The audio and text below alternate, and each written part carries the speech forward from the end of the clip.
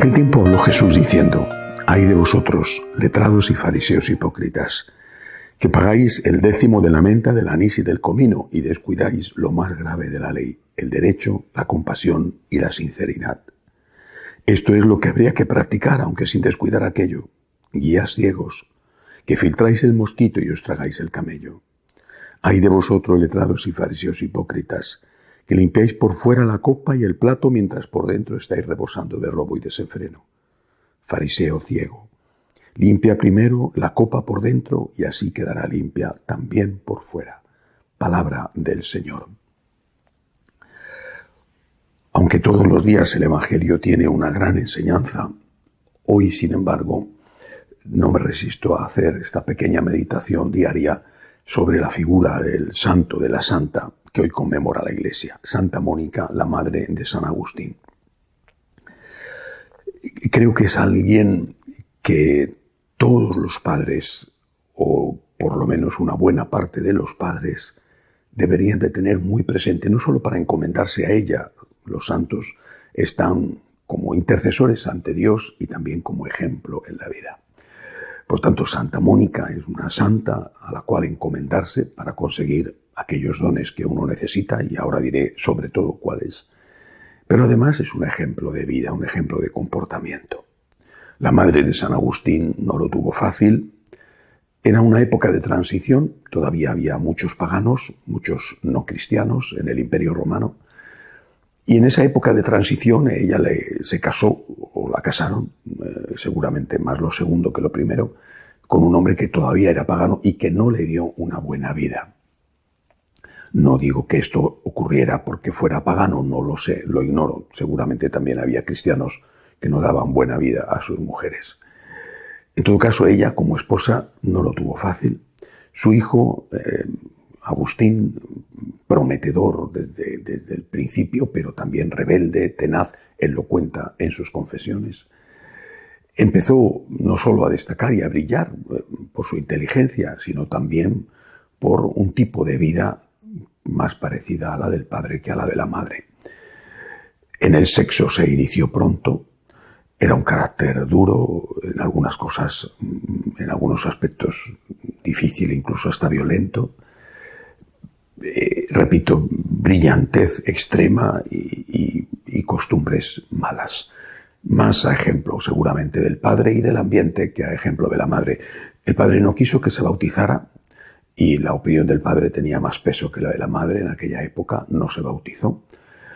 Dentro de sus relaciones sexuales llegó a tener un hijo con una mujer con la que no estaba casado. Algunos dicen que era una prostituta, otros no, pero en todo caso nunca se casó con ella y tuvo un hijo con ella, al cual atendió, aunque no estuviera casado con la madre. El hijo se llamaba Deodato. San Agustín triunfó, fue maestro o experto o profesor de retórica en la corte que entonces en ese momento estaba en Milán, al norte de Italia, porque el emperador se había trasladado allí para hacer más fácil la defensa contra los bárbaros que ya amenazaban gravemente las fronteras del imperio. La mamá siguió a su hijo, ya se había quedado viuda, y veía con gran dolor que su hijo no solamente no se acercaba a la fe, sino que brillando y teniendo no solo un futuro, sino ya un presente muy prometedor, sin embargo, no llevaba la vida que a ella le gustaría. Y ahí es donde entra el ejemplo. El ejemplo de Santa Mónica es, primero, el de abrazar la cruz, porque en la cruz está el crucificado, no lo olvidemos. No se abraza la cruz como se abraza un instrumento de tortura, se abraza a aquel que está en la cruz, la unión con Cristo en la cruz, que en este caso y para esta mujer procedía primero de su esposo y después de su hijo. Abrazando la cruz, no rehuyendo la cruz, hizo algo que también es un ejemplo para todos y especialmente para los padres que tienen hijos difíciles. Rezó. Todos los días rezó. Y rezaba como rezan las mamás, rezaba con lágrimas. Debe de ser muy difícil resistir a una madre que llora intercediendo por un hijo, y desde luego Dios no tiene ninguna intención de resistir esas súplicas. En ese momento, en la ciudad de Milán, que repito era la capital de hecho del imperio, el obispo, el arzobispo, era un gran hombre, uno de los grandes obispos de la historia de la Iglesia, San Ambrosio. Y Mónica acudía a su obispo a desahogarse. Debían de estar más próximos y ser más fácil acercarse a los obispos en aquella época. Acudía a su obispo a desahogarse y a contarle sus penas, lo mal que lo pasaba con su hijo, que repito, era ya un muchacho conocido en la corte del emperador en Milán. Y un día el obispo le dijo una frase que es la que no debemos olvidar: no se puede perder el hijo de tantas lágrimas. Sigue rezando. Y así lo hizo Santa Mónica, hasta que a Agustín le llegó su hora y en aquella finca en las afueras de Milán, de Casicíaco, tuvo la aparición de aquel niño que le daba la Biblia, le daba el Evangelio y le decía: toma y lee. No se puede resistir. Es imposible negarse a la petición de una madre que llora por su hijo. Lo que sucede también es verdad que las personas, en este caso los hijos, tienen libertad y a veces ejercen esa libertad en contra no solamente de Dios y de sus padres, sino de sus propios intereses, y están sometidos a pasiones, al impulso, al dominio de sus instintos que no supieron controlar cuando estaba la adolescencia y que desde luego no han controlado más tarde ya con la juventud e incluso con la madurez. Hay que seguir rezando.